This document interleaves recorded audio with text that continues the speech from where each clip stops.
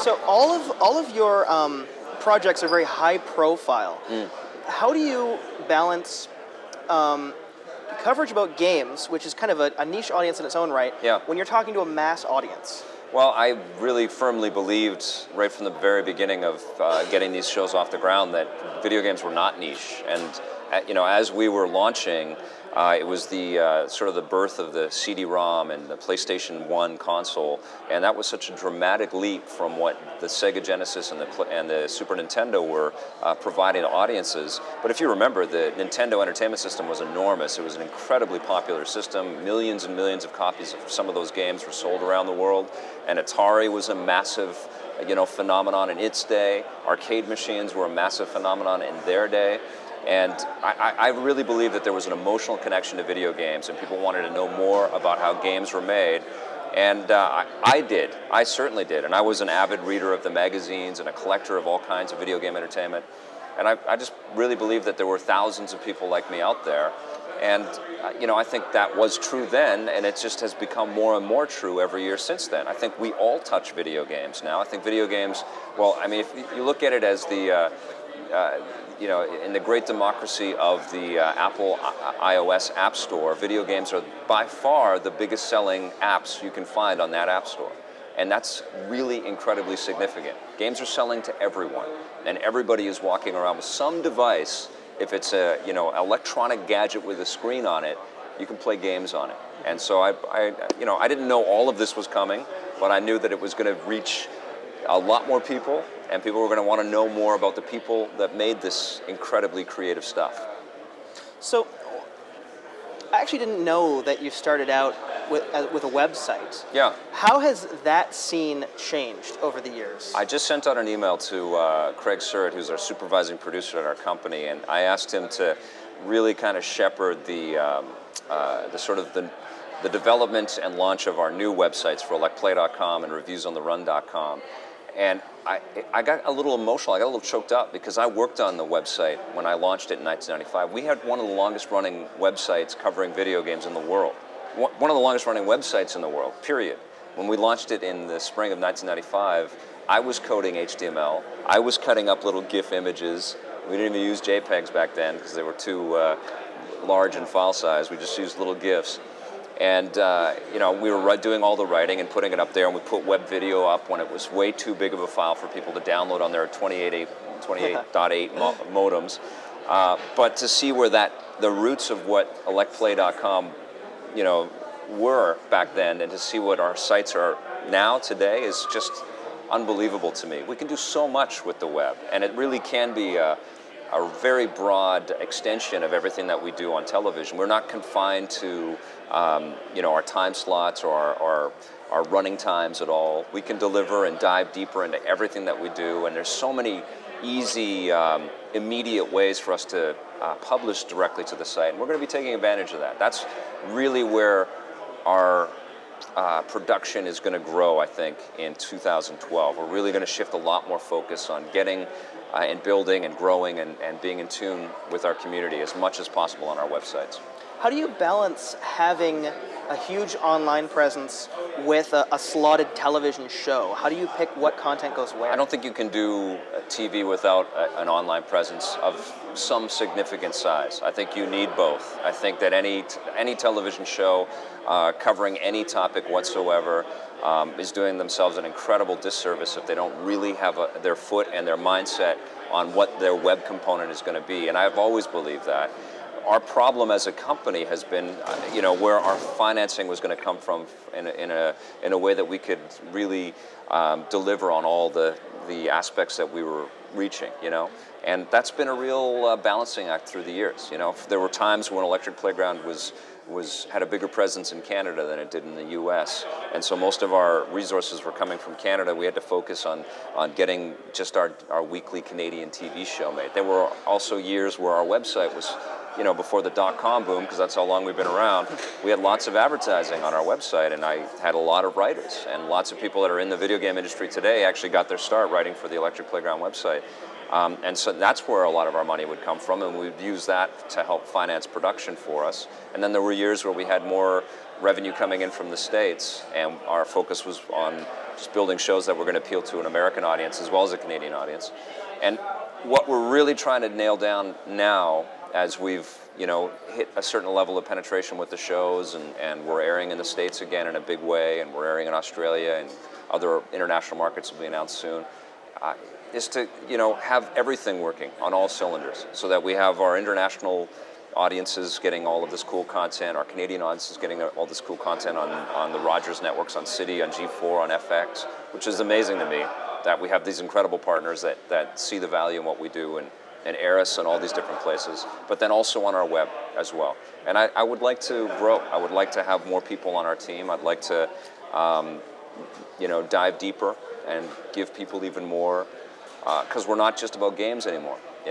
We talk about a lot of different things, and I think that's what really has made the shows more interesting and better, more enjoyable, made our content more enjoyable. That sort of, that crossover, that balancing of interests and discovery of all these different disciplines is really, as just a viewer, when I watch what all the team puts together, because I can't be involved in everything anymore. There's a lot more going on that I can sort of touch. When I just watch the shows, I'm like, holy crap. I'm so lucky to work with these incredible people. They're all so talented and they're so committed, and they just entertain me every damn day. And I think that's what I'm hearing from viewers, is that they're really impressed with our approach to entertainment and gaming and tech coverage out there. You are a Canadian personality specifically. Yeah. Do you think, has there been any challenge making a dent on the market, being from Canada, being so Canadian? Yeah, I think has been a. I'll tell you this: when I go down to the States, when I've had great relationships with broadcasters and network executives down there, and lots of friends in U.S. production, and I have great respect for them, and I love working with them. But there is this territorial pride, for sure, that we see in all American programming. And rightly so. I mean, they are the, for all intents and purposes, America is where entertainment, as we currently know, entertainment really sort of got its birth. Hollywood is pervasive, but Hollywood has been claimed by the rest of the world. And it's more of an ideal than a location now. So you can build cool stuff everywhere. I think it's been a completely fantastic gift that we've been able to launch our company out of Vancouver. I think Vancouver was perfectly positioned. I think the timing that we launched was perfect. There was a lot of, great fortune in the way that we've been able to evolve. But Vancouver led us all kinds of access to the corridor, where most of this work was getting done in Seattle, San Francisco, Los Angeles, and tons in Vancouver. And we had a lot of hungry, creative people in this city that were, waiting and willing to work on something that was had some regularity to it, that they could see on television all the time. And so it's been a real blessing to be based out of here, and I think also good for our partners in Toronto to have some West Coast production partners building all of this cool content. And frankly, I think it would have been very hard for anyone in the Maritimes to build this type of programming, or anybody in Quebec or anybody in Ontario. There is great work being done all the way across our country as well, but I think we just had a perfect, location to set up, and access was freely given right from the beginning. And I'll tell you, one thing that I really admire about the way that the U.S. does business in the entertainment sector, they really open their arms to the international creators out there, whether they're actors or producers or whatever. They just want, they see something that's cool and they think can be a good business decision for them, they'll support it. And it doesn't really matter where you're from. Now, I am always reminded that I'm from Canada when I'm down there, right. Always. But I think there's also an appreciation that we were there first, Sure. Me pitching this stuff was long before G4, and me putting these shows on the air was long before Tech TV or X-Play. And people never take that away from me, and I think they have a lot of respect for that. And and frankly, what I've also seen happen is that entertainment, whether it's game making or movie making or TV making, it's incredibly international. Stuff is being built all over the place. There's a lot of collaboration between cities, and the respect that Vancouver has got in the international community, whether you're making movies, games, TV shows, whatever, is enormous. Vancouver is a center, a massive center for this kind of work. And yeah, frankly, I'm incredibly grateful and I'm incredibly proud that we've been able to launch here and grow here. Going back to the internet, what are some of the biggest mistakes that a media company can make when it comes to the internet? Well, they can spend foolishly. They can spend on the wrong things, you know, and I've seen that over and over again, whether it's a game studio or a TV company or whatever. I think you have to spend on production. You have to spend your money on what you are putting out to the world. And I think a lot of people like to spend on their furniture and their computers and their cars, and there's this idea that you have to kind of present the image of who you want to be.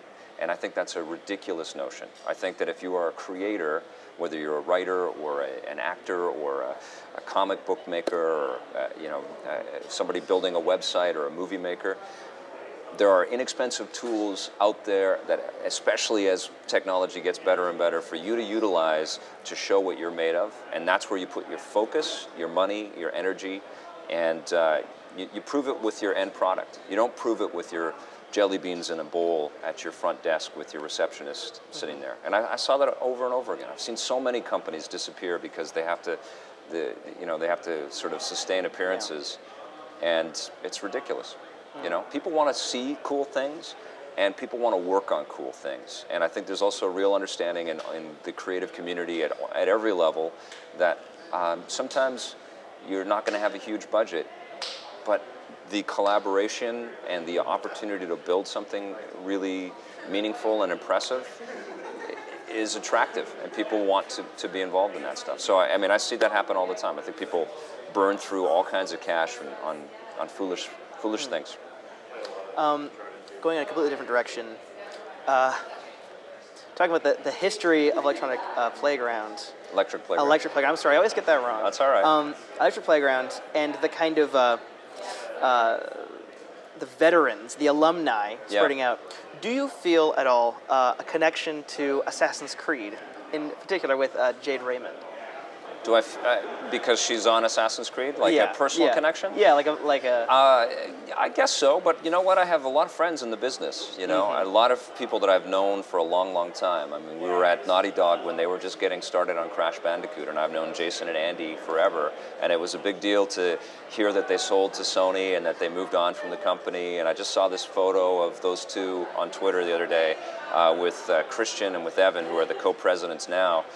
And it was awesome, and it's an emotional thing for me too, because that's the great joy that I've had as someone that's been in this business for this long, is I've been able to meet these people and have, tangible friendships with them. I can't be in the same city with everyone all the time, and I, certainly as you keep going, and I don't travel as much now. Can't really, because Vancouver's home base, and we have daily programming to make.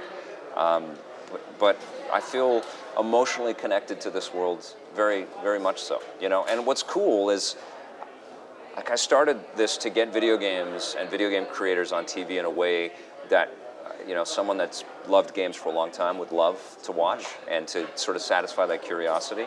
And for a lot of these people that we visited, this was the first time they would ever be on TV, and that was something to go through. This is the first show I ever created. It was the first time I ever produced or hosted a show that was seen like that. So we went through that together and became friends through that together. But what's been interesting is we've been able to do that a little bit with toy makers and with comic book people and other people that don't always get attention in front of the camera. And that never gets tiring. It's really amazing to, give these creative people a little love.